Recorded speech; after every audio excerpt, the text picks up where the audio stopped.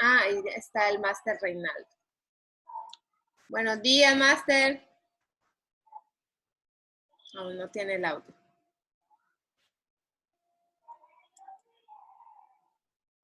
Buen día, Buen máster. día.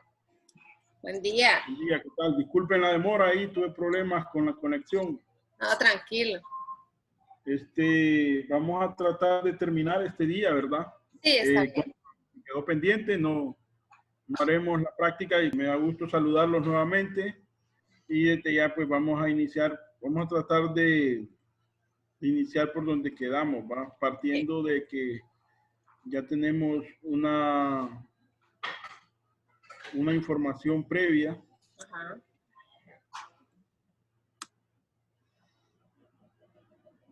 Y pues tuve una sugerencia de la profesora, entonces traté de mejorar las diapositivas para poder satisfacer las demandas, ¿verdad? Sí. Quedamos aquí la última vez.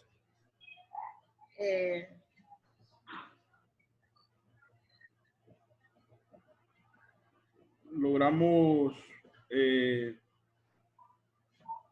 poder abordar lo que es el concepto de control biológico desde muchas aristas, ¿verdad? Desde muchas perspectivas. Y quedábamos aquí justamente, factores que afectan la abundancia de los enemigos naturales. Entonces, hay toda una teoría con respecto a esto, pero ustedes lo conocen mejor que yo. Ustedes saben mejor que yo cuáles son esos factores. Entonces, por lo tanto, podemos decir que es el hombre el principal responsable de la disminución de lo que es los enemigos naturales.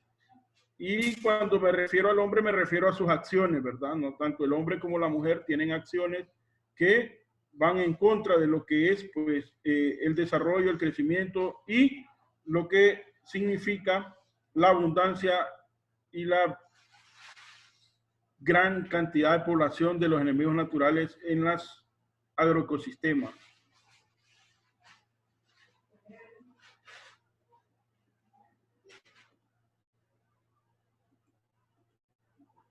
Entonces existen diferentes estrategias de control biológico para poder contrarrestar lo que son las plagas en los diferentes agroecosistemas que el ser humano tiene con el objetivo de suplir sus demandas de alimentos. Está un control biológico que es clásico, hay otro que es inundativo, otro se llama control biológico inoculativo y el control por conservación. Entonces vamos a tratar de definir cada uno de ellos. El control biológico clásico es una introducción intencional de un agente de control biológico exótico, usualmente coevolucionado para el establecimiento permanente y el control biológico a largo plazo. Ejemplo, tenemos aquí lo que es la Cephalonomia stephanoderis, que es un himenóptero, es una avispita, ¿va? Que parasita a lo que es la broca del café, cuyo nombre científico es Hypotenemus hampei. Esto es el control biológico clásico. Lo que hacen los productores es que compran grandes cantidades de esta especie de avispa, que se llama Cephalonomia stephanoderis, y colonizan en las fincas para tener un control de lo que es la broca del café. Pero también tenemos el control biológico inundativo, que es el uso de organismos vivos para el control de las plagas, cuando el control se logra exclusivamente por sus propios organismos liberados. Ejemplo, el hongo entomopatógeno que se llama Beauveria bassiani, que también tiene que ver con Hypotenemus hampei. Entonces aquí podemos ver dos maneras de controlar una plaga. El enemigo más completo o el enemigo más principal de lo que es los caficultores en términos de plaga es la broca del café, cuyo nombre científico es Hypotenemus hampei. Entonces aquí lo podemos controlar con un parasitoide o lo podemos controlar con un entomopatógeno, dos organismos vivos. Y también tenemos lo que es el control biológico por medio de liberación de un organismo vivo como agente de control biológico con la expectativa de que se multiplica y controla la plaga por un tiempo prolongado, pero no permanentemente. Ejemplo, tenemos aquí Potesia flavipes, sobre Diatraea saccharalis, que Diatraea es es una plaga principal, un barrenador, ¿verdad? Un lepidóptero. Y por último tenemos lo que es el control biológico natural o por conservación, modificación del ambiente o de prácticas existentes para proteger y aumentar enemigos naturales específicos u otros organismos para reducir el efecto de las plagas. Esto consiste en sembrar especies dentro del agroecosistema y cuyas especies botánicas tienen la capacidad de parasitar y atrae a los parasitoides, ¿verdad? Que en este caso son algunos ejemplos como el que yo les acabo de dar de Cephalonomia stephanoderis. Entonces, para entrar de lleno a lo que es el control biológico, aquí tenemos algunos géneros de hongos considerados hongos del control biológico. Aquí están los nombres, miren. Y dentro de esto que tengo aquí, pues los amigos míos o con los que yo he trabajado es Metarrhizium, Bacteria bassiani y Trichoderma. Trichoderma es un hongo que controla enfermedades o otros hongos, se llama micoparásito. Y Bacteria es un hongo que controla insectos. Metarrhizium es un hongo que controla insectos. Y aquí tenemos Phacelomices, un hongo que controla nematodos. Y aquí podemos encontrar una serie de... Esto es para que miren ustedes cómo es de grande este mundo de lo que es el control biológico. Grupos de hongos entomopatógenos que hay, existen dos órdenes principales, que es el orden Hippocreales y el orden Entomoctorales. Y pues dentro de cada orden hay géneros específicos y cada uno de este orden tiene ventajas y tiene ciertas características que le hacen singular y nos dan una opción para poder utilizarlos en lo que son los agroecosistemas y donde los vamos a utilizar. Entonces, básicamente estos hongos lo que hacen es que son disruptores de lo que son las membranas digestivas de los insectos. El contacto principal entra por las patas, porque ahí es donde ellos se posan en las hojas de las plantas, donde es aplicado el hongo. Y luego suben y penetran por medio de estructuras específicas como austorios, y estos austorios al tener contacto con lo que es la riqueza del insecto, de lo que está compuesto, la hemolinfa, ¿verdad?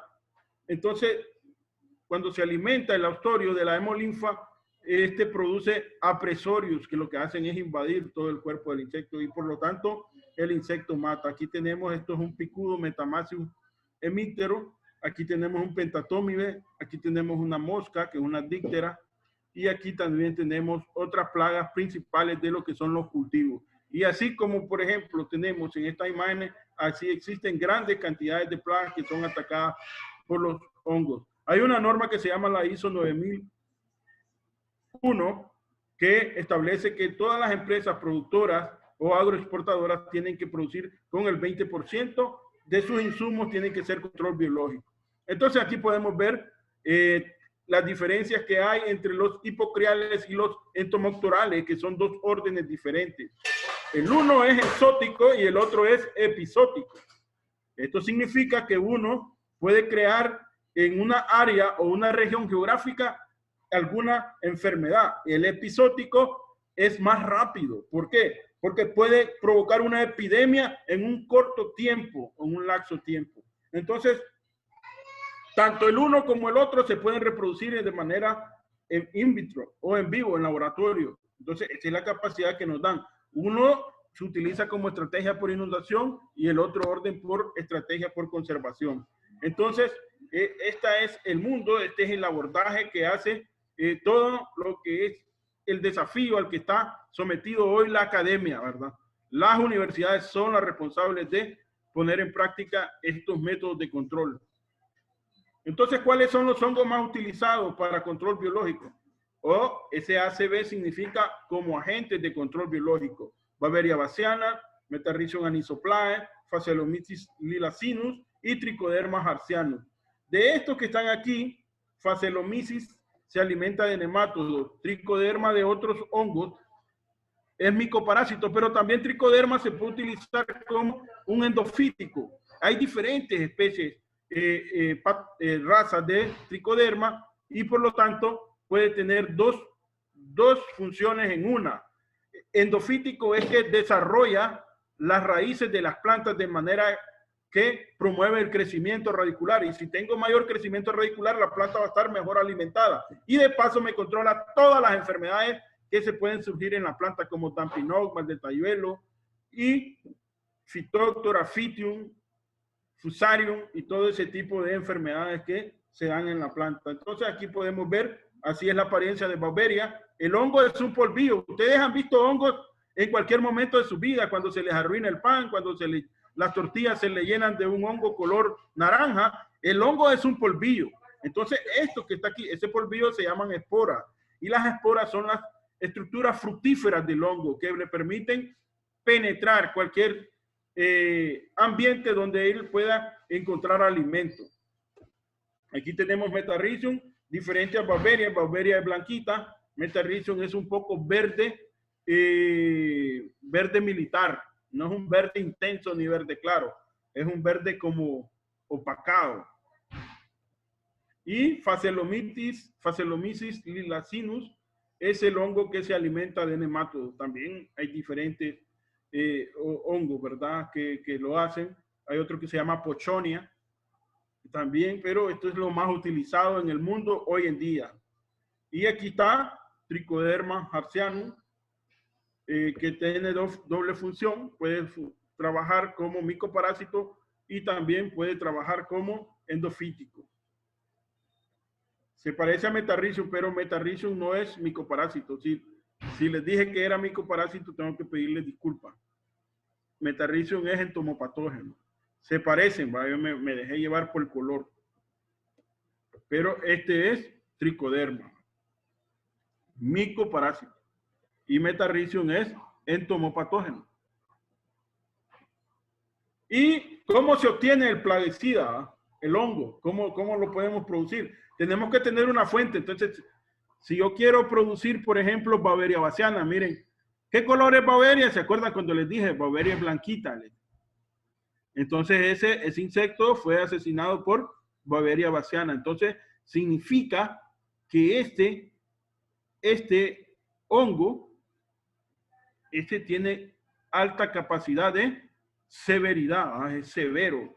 Entonces, es una fuente para producir en laboratorio. Entonces, lo llevo, lo aíslo, lo hago crecer en un medio de cultivo. Hay toda una ciencia. Yo estuve en la Universidad Nacional Agraria de Managua, vende 1.2 millones de dólares al año en hongos entomopatógenos. Aquí en la Universidad Nacional de Agricultura todavía estamos dando pininos en lo que es la producción de este hongo, porque es todo un proceso, se ocupan herramientas de laboratorio y equipo sofisticado que la universidad todavía está en proceso de compra. Entonces, pero estuve 30 días solo en el laboratorio, solo para aprender este proceso. Luego se aísla en un cultivo puro, luego este cultivo puro se mete en arroz para que se pueda multiplicar y luego esas matrices se reproducen masivamente en diferentes bolsas de arroz. Con solo un beaker, con solo un Matra Erlenmeyer podemos tener todo para poder tener diferentes dosis. Luego, una vez que la tenemos la dosis, pueden suceder dos cosas: se almacenan o se mandan a lo que es la producción o la venta, ¿verdad? Y se cosecha y se hace la formulación, ¿verdad? Entonces, este que está aquí, primera flecha, este verde, este de aquí, se vende con arroz, pero este de aquí, la cosecha son las esporas puras, vivas, y con lo único que se utiliza es un material inerte a base de arcilla para poderlo vender. Entonces, esto es algo que nos da la madre tierra, la Pachamama, y con la que nosotros podemos hacer muchas cosas y muchas bondades, ¿verdad? O sea, es gratis. Solo es irlas a traer en el ambiente. Si yo voy a una finca de café, me voy a encontrar insectos así, miren. Si voy a una finca de cacao, o una finca de las que están allá, de palma, o una finca de de rambután, voy a encontrar esto. Esto es gratis, pero hay una ciencia detrás de todo eso. Eso es de hongos. Ahora vamos con depredadores, porque estamos hablando de control biológico. La diferencia entre hongo entomopatógeno que se alimenta de plagas y hongo micoparásito que se alimenta de hongos que causan enfermedades en las plantas. Ahora hay depredadores que son insectos que se alimentan de insectos. Entonces, el hábito depredador es ampliamente distribuido en la clase insecta y arácnida. Depredadores juveniles usan las presas para crecimiento y el adulto lo hace para mantenimiento y reproducción. Hay depredadores importantes y dentro de esos están la orden Orthoptera, Dermaptera, está la tijería Tisanoptera, aquí tenemos a una hondureña que se llama Crisopa, Hymenoptera, la avispita que le hablé, Neuroptera, Coleoptera, Dictera, algunas moscas y Hymenopteras. Características generales. Requieren de muchas presas para completar su ciclo, son generalistas, se alimentan de varias especies, causan la muerte violenta de la presa y generalmente de mayor tamaño que la presa. Entonces aquí tenemos todo lo que son, aquí está la tijería, miren la Dermaptera, aquí está la Ciclonea sanguínea, que es una coccinélido, y podemos ver los hymenópteros aquí. Aquí hay uno que ya se está alimentando, miren. Este que está aquí ya se está alimentando. Tijería, Ciclonea sanguínea. Y este hymenóptera que está, hay un video hace poco que esta se alimenta de las moscas. Y estas arácnidas también se alimentan de insectos. Entonces, para conocer lo que es la sistemática o los órdenes a los que pertenecen, aquí tenemos, miren, la Neuroptera, aquí está la Crisopa, que es una especie hondureña. Se alimenta de áfidos, de mosca blanca y los huevitos de la mosca blanca. La Hymenoptera es la chincha asesina. Y aquí está de lo que se alimenta. Aquí está la Orthoptera, donde está la Mantidae o la mantis religiosa. Y esta come de todo, ¿va? La mantis religiosa es como el león. Es como el león de los insectos, ¿va? Él come de todo. Incluso se come a su pareja. Ustedes lo sabían, ¿va? Bueno. Hay que tener cuidado con la mantis. La Dermaptera, aquí está la tijería que les hablé, Coleoptera. Y pues esta es información que ustedes pues tendrán que, si les gusta, tendrán que buscar especie por especie y estudiarla. Porque aquí como lo es una clase, entonces solo se hace el abordaje así, generalista. Ahora bien, les hablé de depredadores. Ahora vienen otros, miren, otros clientes. Estos se llaman parasitoides. ¿Qué es lo que hacen los parasitoides? Ovopositan sobre el huésped y le ponen huevos dentro del cuerpo y se alimentan los huevos, larvas, y por lo tanto el huésped muere. Entonces matan a su hospedante. Los parasitoides más importantes son los dícteros y los hymenópteros, pero hay en coleópteros y lepidópteros. De acuerdo al estado en que parasitan, se clasifican en parasitoides de huevos, parasitoides larvales, parasitoides de ninfas, parasitoides de adultos y parasitoides de huevo y larva, entre otros. ¿Va? De acuerdo al número de parasitoides por huésped, existen unos que son solitarios y otros son gregarios. Características generales: requieren de un solo huésped para completar su ciclo. La muerte del huésped ocurre lentamente y son más pequeños que el huésped. Mire qué cosa. ¿Va? Y muy específicos con relación a su huésped, o sea que ellos tienen de cliente a alguien, wow, o sea, no van a agarrar cualquier insecto, ellos son específicos para ciertos grupos de insectos. Ahí existen niveles de parasitismo, como es la poliembrionía, el superparasitismo, el multiparasitismo y el endoparasitoide. Entonces, para que conozcan ustedes cómo son los diferentes niveles. También están los ectoparasitoides, los coinobiontes y los idiobiontes. Esto es como un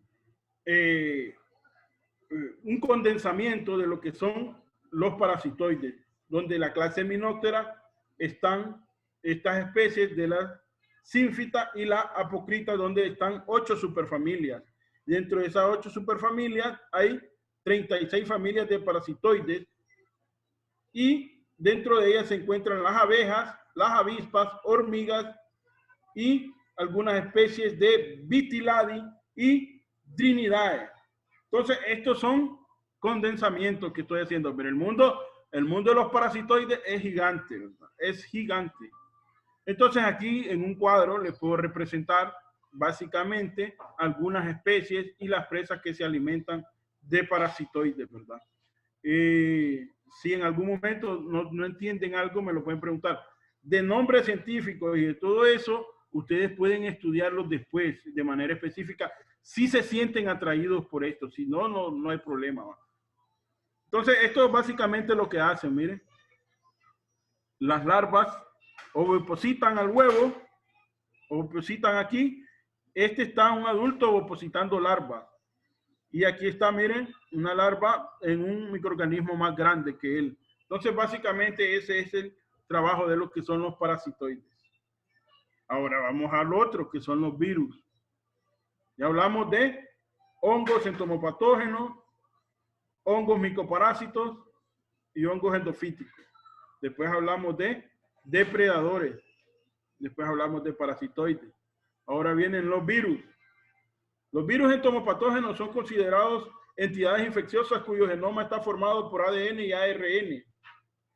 Patógenos pueden ser obligados, de forma natural se presentan zoóticamente. Existen más de 700 virus atacando insectos de diversas órdenes. Y los virus representan cuerpos de inclusión, virus que no representan cuerpos de inclusión, ¿verdad? Aquí hay algunos de lo que es la clasificación taxonómica de ellos, los géneros, Baculoviridae. Aquí está el baculovirus, que es el causante del virus de la polidiosis nuclear, que es un virus que puede matar el principal plaga del maíz, que es el Podoptera frugiperda. ¿Va? Y aquí tenemos otras especies de virus. Y todo lo que ellos controlan, lepidópteros, dípteros, geminópteros y coleópteros. Y mire, de aquí el Poxviridae, tiene la capacidad de matar invertebrados y vertebrados, incluso al ser humano.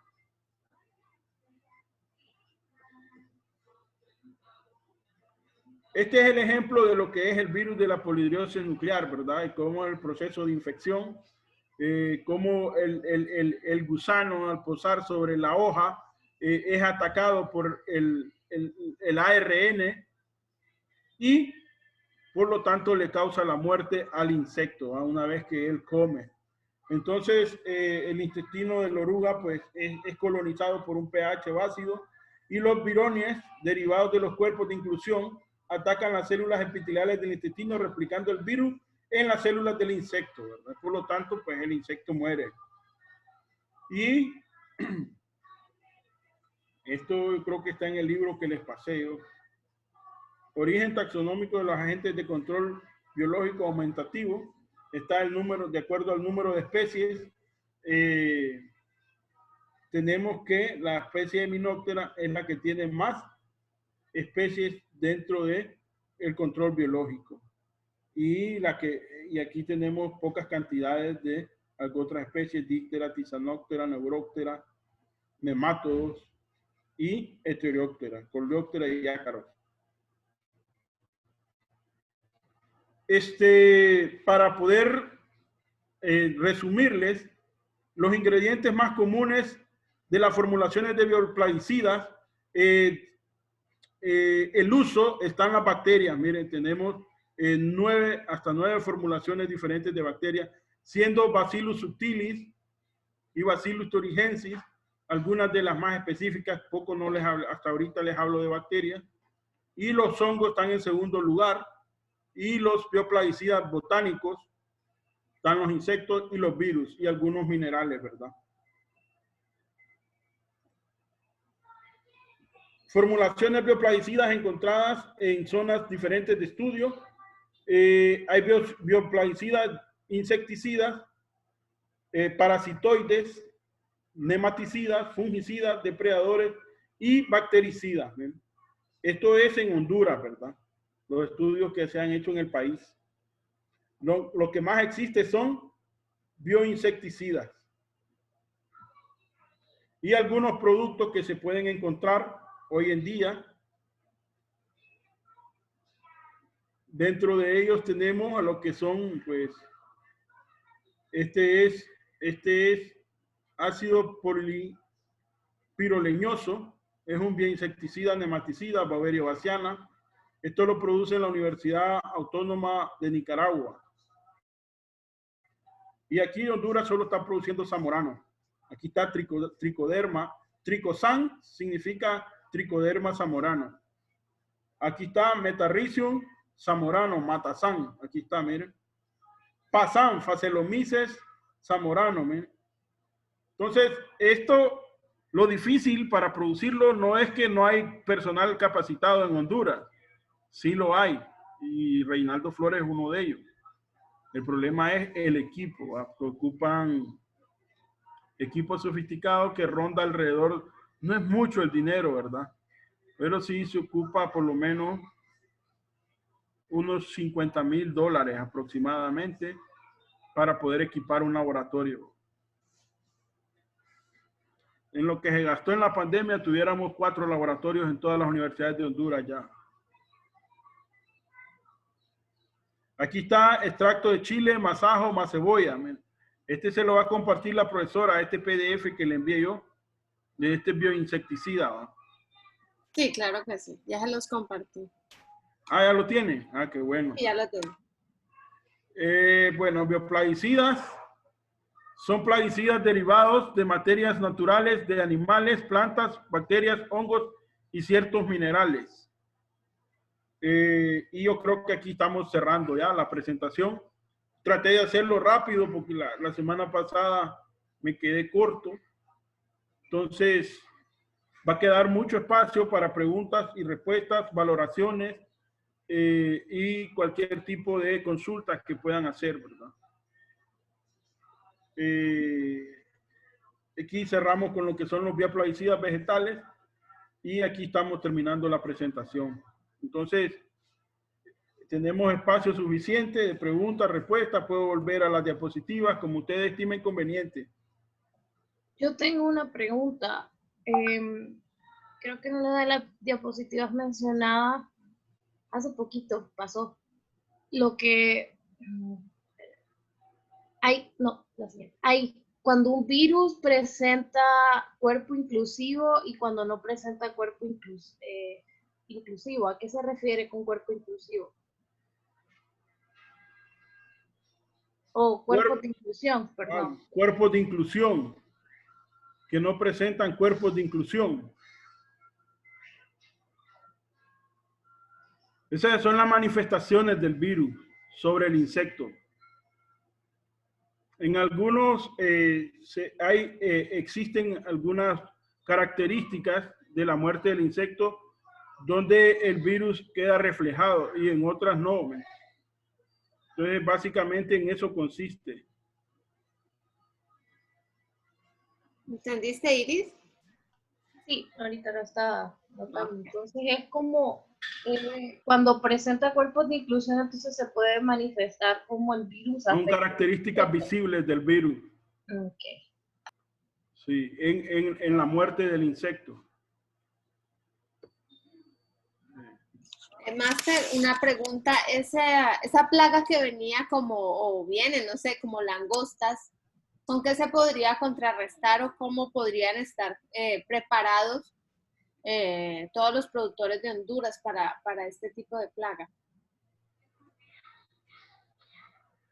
Gracias a Dios ya la plaga no entró al país. Ella tiene momentos de inmigración por características ecológicas, temperatura, humedad, ambiente, así como la mariposa monarca viaja desde Norteamérica hasta México. Así estas plagas, como la langosta, tienen momentos de inmigración para perpetuar la especie, para un sinnúmero de cosas, pero más que todo es instinto de sobrevivencia. Entonces ella se cambia de lugar, pero existe temporada, ¿no? Que esas temporadas son de abril a julio. O sea, ya pasamos de abril a julio ese momento. Entonces ya a Honduras ya no llegó. Entonces, ¿cómo se debe preparar un productor? Monitorear. Porque el día que encuentre una, en 2 horas, esa una puede ser la llegada de todo el grupo, ¿verdad? Entonces, tener monitoreo Y aquí no puede serlo con control biológico. Ah, entiendo. Tiene que ir específicamente al control químico. ¿Por qué? Porque el control biológico, una de las desventajas que tiene que su momento para actuar en la plaga es un poco lento. No hay una respuesta inmediata. No quiere decir que yo tengo broca del café en mi cafetal y que voy a aplicar Beauveria bassiana hoy y que dentro de 3 días ya no va a haber Beauveria bassiana. El proceso del control biológico es más lento. Es limpio, puro, sano, amigable con el ambiente, pero es lento. El control químico es dañino, perjudica la salud, perjudica la biodiversidad, mata a los enemigos naturales, pero es eficaz contra la plaga en tiempo y forma. Entonces, esas son las desventajas. Entonces, el productor se tiene que preparar con, número 1, con monitoreo, y número 2, tener un buen insecticida a base de imidacloprid.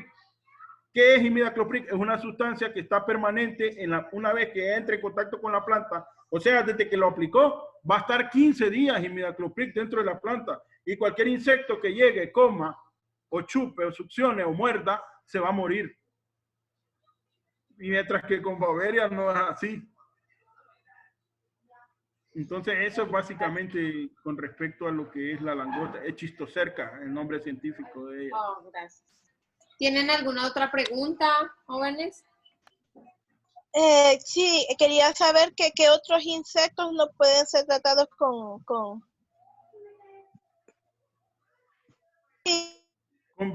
control biológico. Con control de que se me cortó, perdón.